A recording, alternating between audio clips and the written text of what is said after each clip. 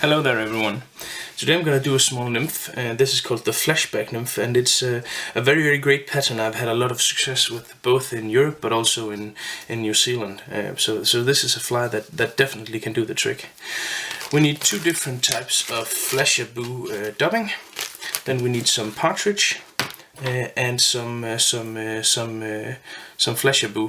Here is the holographic orange, but you could use the regular flashaboo in copper as well.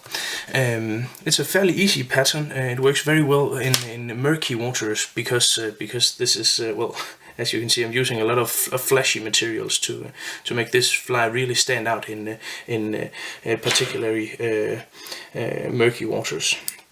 First of all, as you can see, I've applied a small gold bead up here. This is 3.5 millimeters. That works pretty well on this size hook.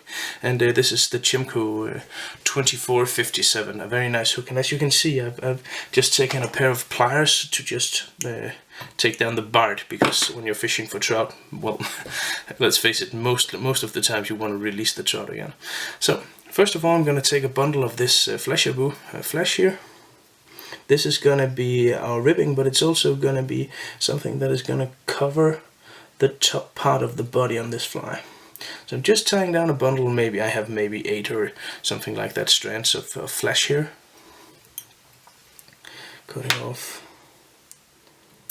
the leftover stuff like that. And then I'm taking some flashaboo in a greenish color. I think this is actually called chartreuse, but well, this is more like a light golden olive or something like that. Just taking a bundle of this and just, as you can see, applying it to my thread, like so. This flashaboo dubbing is very nice to work with and gives a very good effect on flies. So, just gonna shape the body here from this dubbing material. As you can see, this becomes fluffy and has a lot of fibers just sticking out everywhere, and that is a nice effect because, well, let's face it, the insects out in the waters, they are not completely uniform. They have legs coming out of every crevices and stuff like that. So this is gonna be good. What I'm doing is I want this body to taper. So I want it to be thin in one end, and then I want it to gradually become thicker and thicker up towards the head part of the fly, the thorax part of this fly. Like so. And of course, if you get too much material that is sticking out and too long, like this one, you can always just pull them off.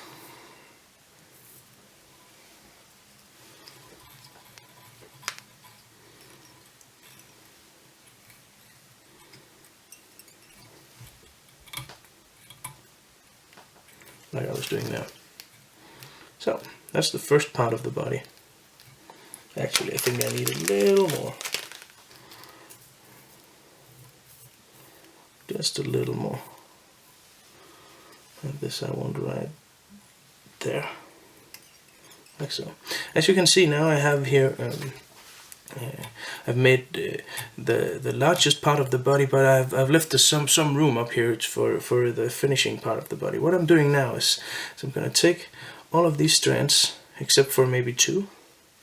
Then I'm going to lay these just on top of the fly to give a nice contrast. And this is why it's called the flashback nymph, because this flash is going to be, well, you can see there's going to be a strand of flash up here, and then I'm going to take the 2 last ones and I'm going to make these as a ribbing all the way up across here.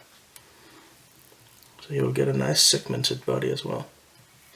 And what you want to do, you want to tie, well, probably more than one at a time of this fly, because otherwise you're going to use a lot of flesh. So, because as you can see here, I have a very yeah, the same bundle of flesh, and this could easily be used for in the next fly. So that's the first part of the fly, the first stage. Yeah, that looks fairly good.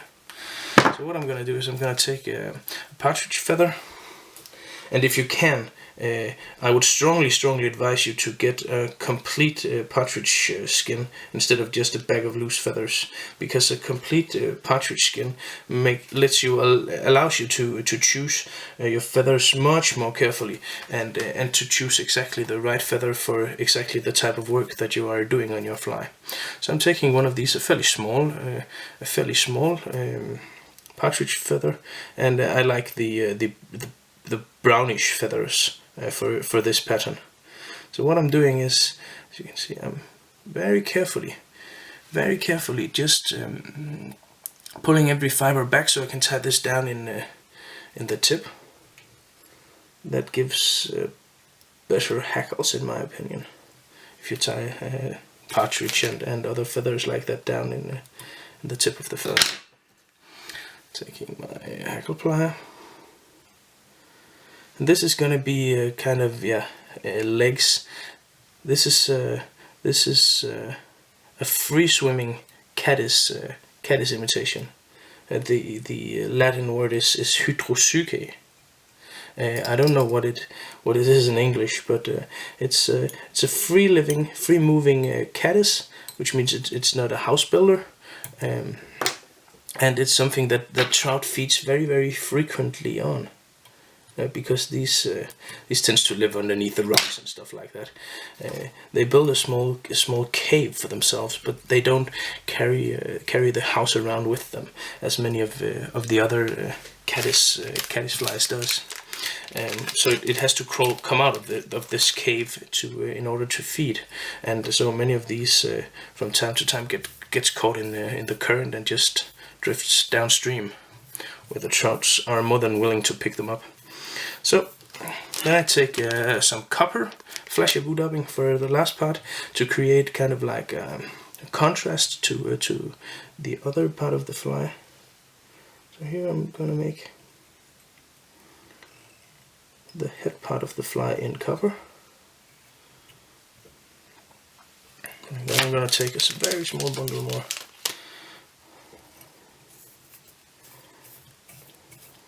This is a nice pattern also if you're using a bit duller materials, let's say just ordinary dubbing or something like that. But I particularly like this pattern in this more feisty, could you say feisty, version with the Flytying dubbing, because yeah, that certainly adds some life and some sparkle, and it's very good in, as I said, high waters and murky waters. Well, there you have it, the small flashback nymph tied with Flytying, a great pattern. And as you saw in the intro, I've caught some pretty nice trout on this one. Well, those were the words. Thank you for tuning in, and of course, do not forget to subscribe to this channel. Many more like this will follow. Those were the words.